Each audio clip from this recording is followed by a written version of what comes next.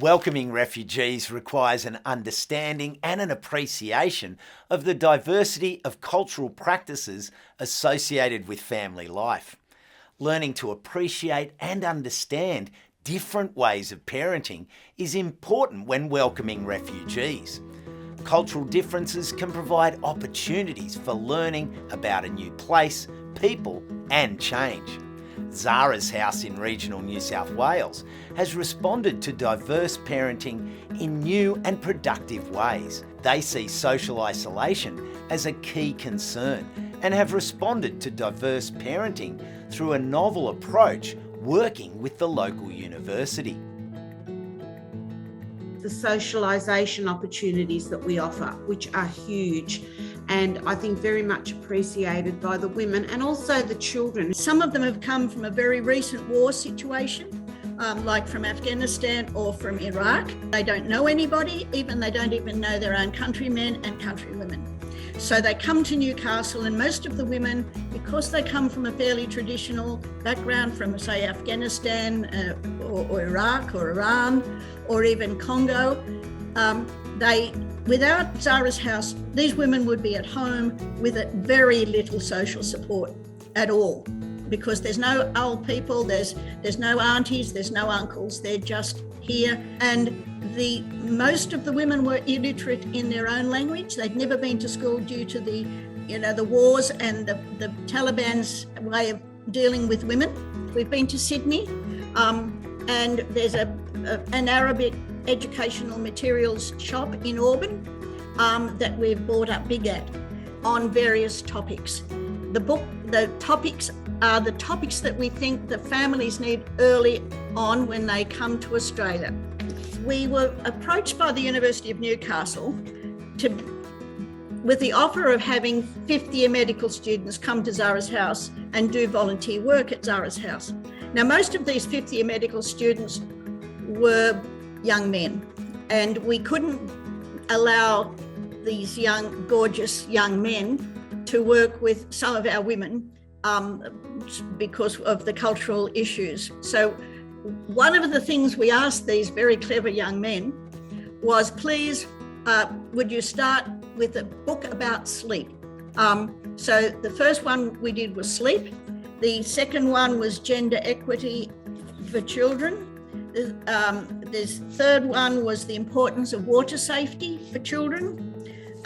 Then we had the importance of effective discipline, because, sometimes we hear parents go, I think I'll beat my child about that because they were so naughty at school today. And we think, we need to do a workshop on something like that. The other side of things is our little booklets. And our little booklets that we have written, one of them is the importance of gender equity for children.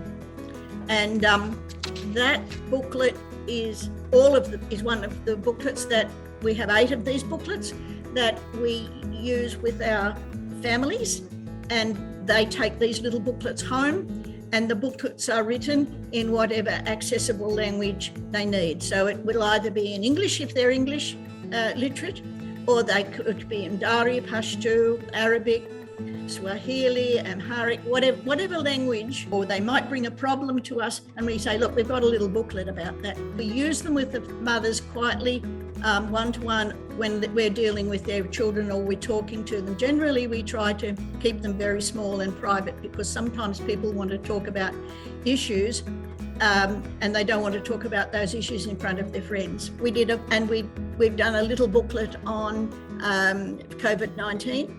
And then dental hygiene. St Paul's in Woodridge, Queensland, has also needed to find positive ways to respond to different parenting expectations and cultural needs in their community. This is where strong school and community hub relations are central. Hi, my name's Michelle. I'm the Community Hub Leader at St Paul's Catholic School in Logan Central.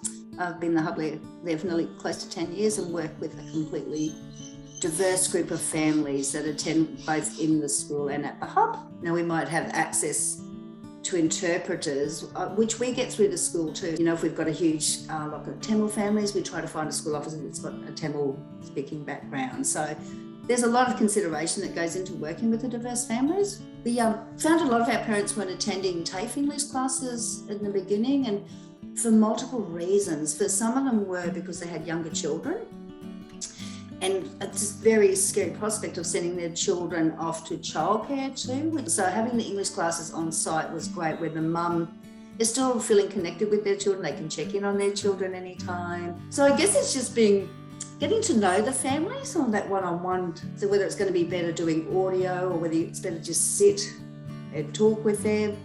Sometimes visual aids really work too. And I guess initially it kind of blew me away that these people were coming to another country with no other family members, and I actually have a huge respect for them. Yeah, I think that that's a really brave thing that they want for their children, they want for their family. And it became pretty clear in the early years at the hub that these mums were quite exhausted, that, you know, they have these children 24/7 and that there was no break for them.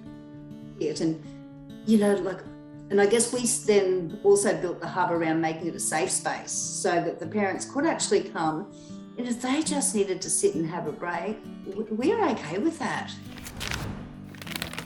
Marsden State School in Queensland is extremely proactive in developing programs that accommodate diverse parenting styles. Although cultural differences in parenting need to be respectfully discussed and negotiated, they also provide unexpected opportunities to learn about a new place, people, and culture. In this spirit, differences between people can be harnessed to enrich communities.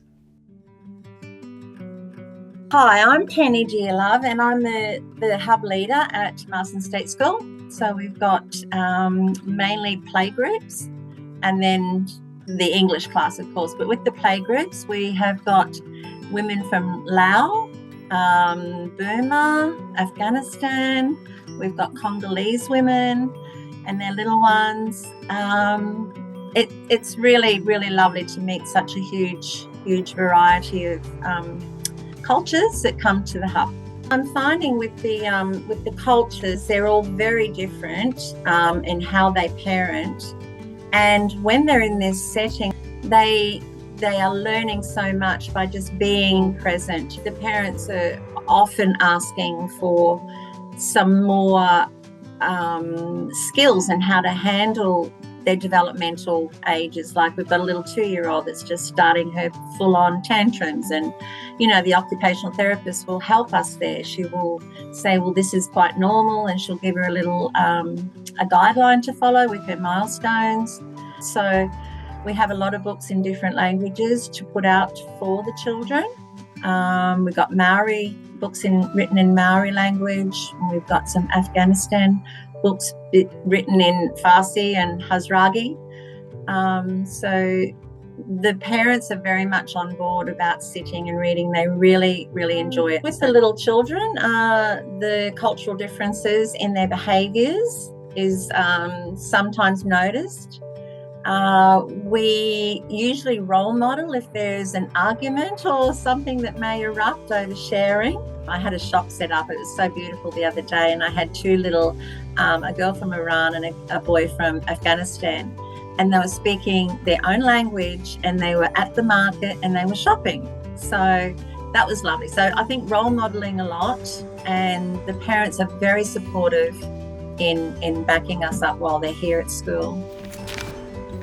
Although cultural differences in parenting need to be respectfully discussed and negotiated, they also provide unexpected opportunities to learn about a new place, people, and culture.